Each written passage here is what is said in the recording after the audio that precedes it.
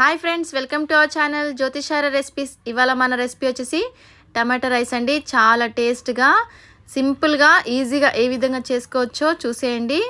School start అయ్యాయి కదా, పిల్లలకి లంచ్ బాక్స్లోకి ఈజీగా చేసేసుకోవచ్చండి. మార్నింగ్ ముందుగా స్టవ్ వెలిగించి కుక్కర్ పెట్టుకొని ఈ విధంగా 3 పావుల ఆయిల్ వేసుకోవాలి. ఆయిల్ హీట్ అయ్యాక 1 స్పూన్ జీలకర్ర, అలాగే హోల్ గరం మసాలా వేసుకోవాలండి. సాజీరా, చెక్క, లవంగ, ఇలాచి వీటిని వేసుకోవాలి. ఇవి కొద్దిగా చిటపట్లాడుతున్నప్పుడు తరిగి ఉంచుకున్న పచ్చిమిరపకాయలను వేసుకోవాలి 4-5. అలాగే ఒక ఉల్లిపాయను వేసుకోవాలండి. ఈ విధంగా స్లైసెస్లా కట్ చేసుకొని కొద్దిగా కరివేపాకు వేసి మనం ఉల్లిపాయని బాగా వేగనివ్వాలి. ఇలా వేగుతున్నప్పుడు 1 స్పూన్ అల్లం వెల్లుల్లి పేస్ట్ కూడా వేసుకోవాలి. ఇది మొత్తం అంతా కూడా బాగా ఫ్రై చేసుకోవాలి. ఆ తర్వాత 2 టమాటాలు ఈ విధంగా కట్ చేసుకొని వేసుకోవాలి. చూసారు కదా, పెద్ద సైజు టమాటాలు 2 తీసుకున్నాం మేము ఇక్కడ. మీరు ఒక చిన్న సైజు అయితే 3-4 కూడా తీసుకోవచ్చు. అలాగే రుచికి సరిపడంత ఉప్పు వేసుకోవాలి. మాకు ఇక్కడ 2 స్పూన్ల ఉప్పు పడిందండి. అలాగే 1/2 స్పూను పసుపు వేసుకోవాలి. ఇప్పుడు మొత్తం అంతా కూడా కలుపుకోవాలి. చాలా ఈజీగా చేసుకోవచ్చండి ప్రాసెస్. అన్ని లంచ్ బాక్స్ ఐటమ్స్ కావాలంటే కామెంట్ చేయండి. చాలా ఈజీగా సింపుల్గా చేసేసుకునే రెసిపీస్ అన్నీ మీకు మేము వీడియోస్ పెడతామండి. అలాగే ఇప్పుడు మనం మూత తీసి చూసుకుంటే మగ్గిపోయాయి కదా. ఇలా మొత్తం అంతా టమాటా కూడా స్మూత్గా మగ్గిపోయాక 2 స్పూన్ల కారం పొడి వేసుకోవాలి.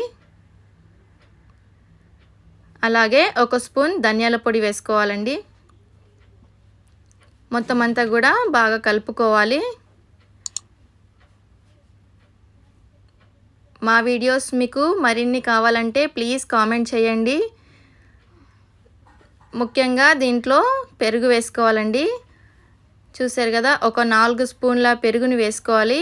ఈ పెరుగు వేయడం ద్వారా మనకి టమాటా రైస్ చాలా టేస్ట్గా వస్తుంది. స్కిప్ చేయకుండా వీడియో చివరి వరకు చూడండి. అలాగే కొద్దిగా కస్తూరి మేతి వేసుకోవాలి. మంచి ఫ్లేవర్ వస్తుందండి కస్తూరి మేతి వేసుకోవడం ద్వారా. మంచి స్మెల్ కూడా వస్తుంది. మొత్తం అంతా కూడా బాగా కలుపుకున్నాక గరం మసాలా వేసుకోవాలి.